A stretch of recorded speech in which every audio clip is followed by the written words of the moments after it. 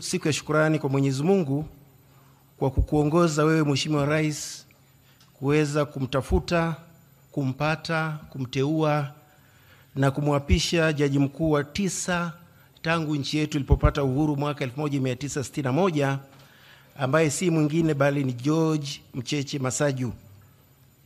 Ingawa ni rahisi sana kuorodhesha Watanzania wengi ambao wana sifa za kuwa jaji mkuu, lakini sio rahisi kumpata mtu ambaye anakidhi kigezo cha kuweza kuwa jaji mkuu kwa wakati uliopo.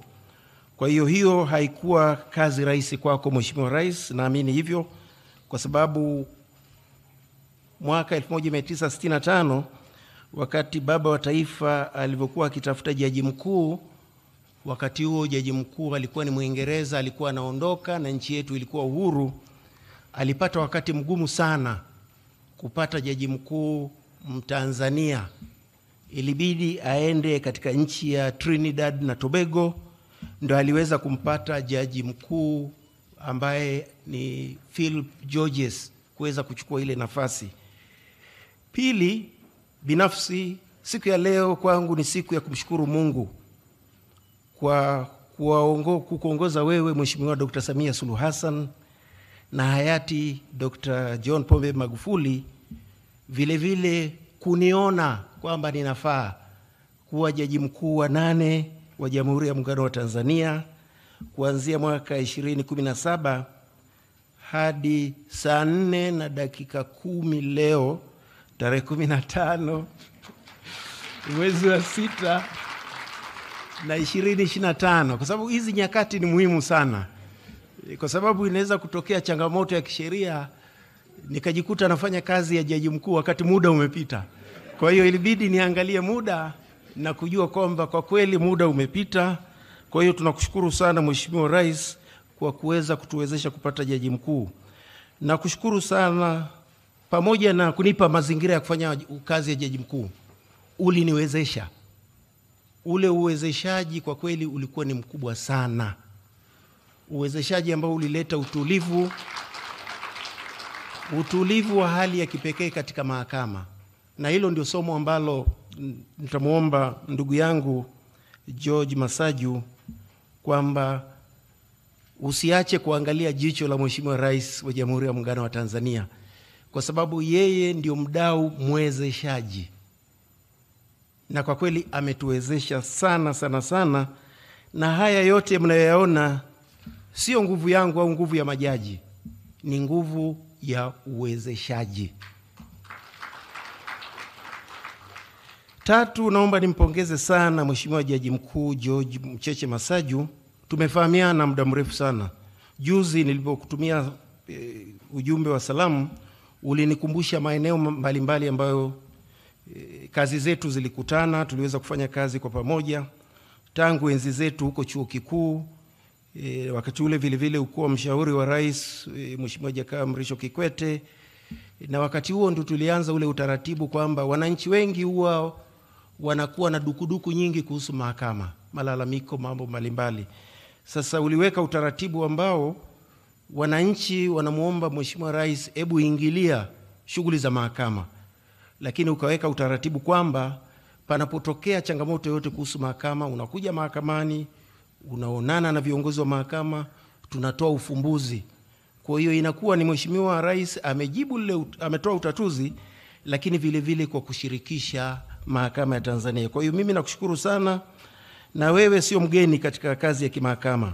Umefanya kazi ya ujaji, umefanya kazi ya jaji wa rufani, umekuwa naibu mwanasheria mkuu wa serikali, umekuwa mwanasheria mkuu wa serikali ambaye unafanya kazi katika tume ya utumishi wa mahakama kama mjumbe.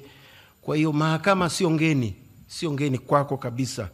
Na ni kama ndege ambayo inataka kutua, run off ni ndogo. Wewe uhitaji run off ndefu ili upae. Utakimbia tu kidogo utapaa, na sisi tunakuombea kwamba utakapokuwa unapaa tutasaidia ufikie hayo malengo ambayo tumejiwekea. Kwa hiyo mimi nakuhakikishia kwamba uongozi mzima wa mahakama tulijadiliana, tukasema kwamba tutakupa utiifu, unyenyekevu wa hali ya juu, ili kukuwezesha wewe utuongoze ili tuweze kufikia malengo ya utoaji wa haki, kwa sababu hayo malengo ni endelevu. Kuna majaji wa rufani ambao wako tayari nyuma yako hapo, watakupa ushirikiano. Jaji kiongozi yuko tayari, mtendaji mkuu wa mahakama, msajili mkuu wa mahakama, hao wote ni viungo ambao wanaunganisha mihimili. Ukiwa una jambo ambalo unahitaji mihimili mingine itoe msaada, hawa ndio viungo. Na kwa kweli ile sheria ya usimamizi wa mahakama, sheria namba 4 ya 2011 imetusaidia sana, kwa sababu imeimarisha uhuru wa mahakama, kwamba serikali na bunge ndio wanasimamia rasilimali.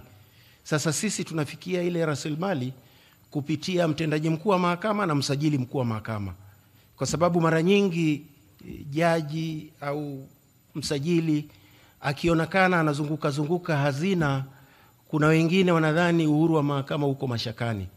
Lakini mtendaji mkuu wa mahakama akizunguka hazina, akifanya yote ambayo ameweza kufanya, unaweza kuona kwamba hiyo sheria ni msingi imara sana ambao umetuwezesha kuwa huru zaidi, na vile vile kuweza kupata rasilimali kutoka mfuko mkuu wa serikali. Vile vile utakutana na idara za mahakama ambazo mimi wanaziita idara ambazo zinakoleza maboresho. Kuna kitengo cha maboresho kinasukuma maboresho, idara ya maktaba, idara ya usimamizi wa mashauri, idara ya tehama, idara ya ukaguzi. Hizi zote zitakuwa chini ya mamlaka yako, na chochote unachokitaka kitafanyika katika zama hizi, kitafanyika, kwa sababu hawa wote watumishi wa mahakama siku zote ni watu waaminifu sana, waaminifu sana, na huwa wanasimama nyuma ya kiongozi wao ambaye sasa ni wewe. Sasa kuna siri moja, sio siri, nitakupa, ni open secret, kwa sababu jaji mkuu yule aliyetoka Trinidad Tobago, Telford Georges, na jaji mkuu Francis Lucas Nyalali waliongelea sana hiyo siri. Na wabunge mara nyingi wanafahamu kwamba ukitaka kupata ruhusa ya speaker kuzungumza, wanasema you catch the speaker's eye.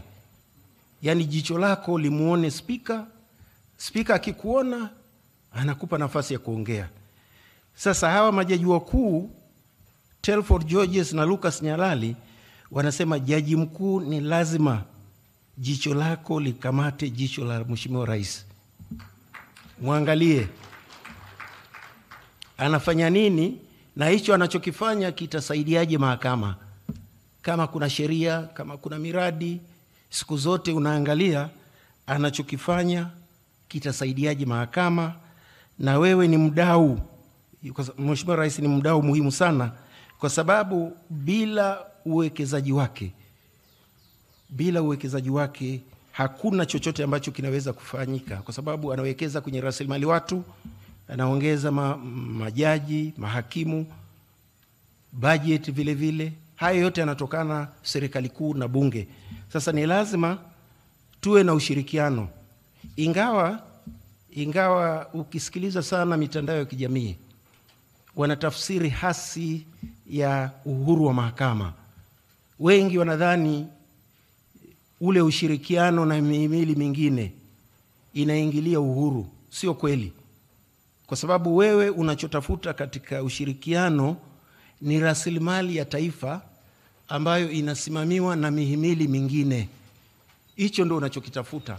Na hata siku moja, na mimi sijawahi hata siku moja kukaa na Mheshimiwa Rais, Mheshimiwa Spika, Mheshimiwa Waziri Mkuu tukawa tunaongelea mambo ya kesi hata siku moja. Kwanza sina majalada hapa.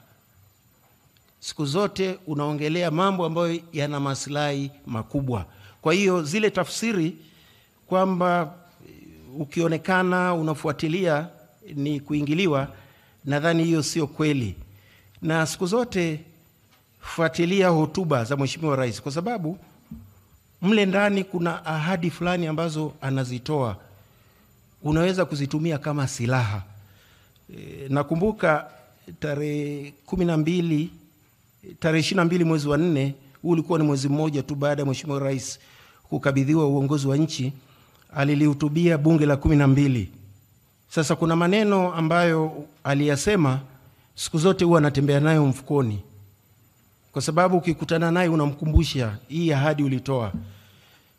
Mtendaji mkuu akienda hazina anaionyesha. Mheshimiwa Rais alisema hivi, na alisema tutashirikiana pia na muhimili wa mahakama katika kuimarisha mifumo ya utoaji haki, ikiwemo kuendelea kujenga miundombinu ya mahakama, kuongeza idadi ya majaji na mahakimu na kukuza matumizi ya tehama ili kuongeza kasi ya usikilizaji wa kesi na uwekaji wa kumbukumbu. Kwa hiyo unaweza kuta Mheshimiwa Rais ana interest kwamba mahakama itoe haki na iwe na rasilimali ya kutosha ili iweze kutoa huduma, kwa sababu anaelewa maendeleo yoyote ya kiuchumi hayawezekani bila kuwa na mahakama huru, bila kuwa na utawala wa sheria. Kwa hiyo ni mdau muhimu sana, na ndio maana ukiangalia program zetu za maboresho tumejaribu kujiegesha kwenye dira ya maendeleo ya taifa ambayo ina 2025, kwa sababu ile dira ndio ina ahadi ya rasilimali. Sasa tukasema tukitengeneza mpango mkakati ambao umejiwekesha kwenye dira, tunaweza kwenda kupata rasilimali kwenye huo mfuko ambao na sisi tunastahili. Sasa hiyo mipango yetu mikubwa ambayo tumefanya ni kwa sababu tulisoma wenzetu wanafanya nini, kama wana programu ya Tanzania kidijitali, kuna mambo ya kunufaika, tunasema na sisi ni sehemu ya Tanzania ya kidijitali. Na ndio maana tunasema sisi mahakama, sisi ni sehemu ya safari yoyote ya dira ya taifa ya maendeleo. Kuna msemo mmoja ambao umesemwa mwaka 1960, Rais wa Marekani Jeff Kennedy alitoa lengo au dira kwamba ndani ya miaka 10 Marekani itamfikisha mwanadamu katika mwezi. Kwa hiyo siku moja mwaka 1962 akawa anatembelea sasa katika lile eneo la kutengeneza rocket za kwenda mwezini. Akamkuta mfagizi ambaye huwa analinda lile jengo. Akamuuliza, na wewe unatafuta nini katika eneo hili la kisayansi? Yule akamjibu akasema, ninasaidia kumfikisha mtu kwenye mwezi. Kwa hiyo dira ya taifa ya maendeleo inatakiwa kutufikisha huko tunatukotakiwa kwenda. Sasa sisi mahakama hatuwezi kubaki nje, tunatakiwa kuwa kama yule mfagizi ambaye alisema, na sisi tunataka kuenda kwenye hiyo Tanzania ambayo Mheshimiwa Rais unaiahidi katika dira ya taifa ya maendeleo. Kwa hiyo hilo niliona niliseme sasa hivi, kwa sababu kuna ule upotoshwaji kwamba ushirikiano unatafsiriwa kama kuingilia uhuru. Ushirikiano kamwe hauingilii uhuru. Ushirikiano unatusaidia kuweza kupata rasilimali ambazo tunastahili kupata, kwa sababu uchumi na maendeleo ya nchi hayawezekani bila kuwa na mahakama. Jambo lingine ambalo pengine nirejee historia vile vile, wakati baba wa taifa anamuaga Jaji Mkuu Georges, yule aliyetoka Trinidad na Tobago, kwanza alimsifu Jaji Mkuu Georges kwamba anavyotafsiri uhuru wa mahakama. Jinsi yule jaji aliyotoka nchi nyingine alivyokuja alikuwa anatafsiri uhuru wa mahakama. Akasema uhuru wa mahakama ni kutoitenga mahakama na historia, maisha na uchumi na ustawi wa nchi. Na Mwalimu alisema uhuru wa mahakama kwamba katika kusikiliza mashauri na katika kufikia uamuzi hakuna atakayekuingilia. Lakini kuna mambo mengine mengi ambayo wewe ni sehemu ya ustawi na maendeleo ya nchi, ni lazima utafute hizo resources ziweze kusaidia huo uhuru. Kwa hiyo hiyo ndio tafsiri ambayo imekuwa ikiongoza mpango mkakati wa mahakama kwa miaka 5, kwamba tuna mipango, tunaenda kwa mdau, tunamuomba sasa, Mheshimiwa mdau mkuu, tunaomba utusaidie kufikia haya malengo. Pengine haraka haraka tu ni kuambie kwamba tunamshukuru sana Mheshimiwa Rais kwa uwezeshaji, hasa katika kuhakikisha kwamba fedha za Benki ya Dunia zinapatikana. Tulipata milioni 65, dola milioni 65 awamu ya kwanza, tukafanya maboresho. Sasa yale maboresho hayakutokana na nguvu yetu tu, ni nguvu ya hizo fedha. Na Mheshimiwa alipokabidhiwa nchi mwaka 2022, mwaka mmoja baada ya kukabidhiwa nchi, aliridhia mkopo wa pili ambao ulikuwa ni mkubwa sana kutoka Benki ya Dunia. Haya yote ni kwa nini? Kwa sababu anatambua kwamba utoaji wa haki ni sehemu muhimu sana ya maendeleo ya nchi, kwamba ukiwa na mahakama imara, mahakama inayofuata sheria, taratibu, inaleta utulivu ambao tunauhitaji katika shughuli zetu. Sasa kuna ahadi ambazo Mheshimiwa Rais alizitimiza, lakini utekelezaji wake haujakamilika. Kwanza, kuna miradi 12 ya mahakama za mwanzo zinazojengwa kwa fedha ya ndani. Na nadhani Mheshimiwa Rais atafurahi sana, kabla kipindi hiki cha urais cha kwanza kijaisha, miradi hiyo imekwisha. Kuna mahakama za mwanzo 60 ambazo zinajengwa kwa fedha za mkopo wa Benki ya Dunia, zinaendelea kujengwa. Fedha zimeshatoka, zinatakiwa kujengwa. Tusipoteze hiyo nafasi. Alafu kuna ujenzi wa mahakama za wilaya 14 zinaendelea kujengwa. Hizi zinajengwa kwa fedha za ndani, ikiwemo mahakama ya wilaya ya Chamwino. Nadhani tuko Chamwino. Mahakama ya wilaya ya Chamwino ni moja ya wilaya ambazo hazina mahakama ya wilaya. Wilaya zingine ni Mbulu, Simanjiro, Kibiti, Kalambo, Kishapu, Nyasa, Masasi, Kilosa, Tunduru na Chingwea, Tarime, Uyui na Mkalama. Sasa hizi zote tunatakiwa tuzimalize kabla uhai wa fedha za Benki ya Dunia na bajeti haijaisha. Vile vile kuna majengo 9 ya vituo jumuishi ya utoaji haki: Geita, Simiyu, Songea, Songwe, Singida, Lindi, Njombe na Pemba. Hizi tunatakiwa tuzimalize kabla ya tarehe 31 Disemba. Fedha zimeshatoka, tunatakiwa tumalize. Kwa hiyo unaweza kuona kwa kiasi gani Mheshimiwa Rais ametuwezesha sana sana sana. Na naamini utaendelea kuangalia jicho lake, utaendelea kufuatilia anachokisema. Chochote ambacho kina manufaa kwa mahakama, wewe utakichukua, utawaletea ambao wapo, tutaendelea. Nimalize kwa kukutakia Mheshimiwa Rais kila laheri katika kukamilisha mipango yako mikubwa ambayo ni kwa manufaa yetu wote. Mungu akubariki, Mungu ibariki Tanzania, Mungu ibariki mahakama ya Tanzania, Mungu mbariki Jaji Mkuu George Masaju. Nashukuru sana. Asante.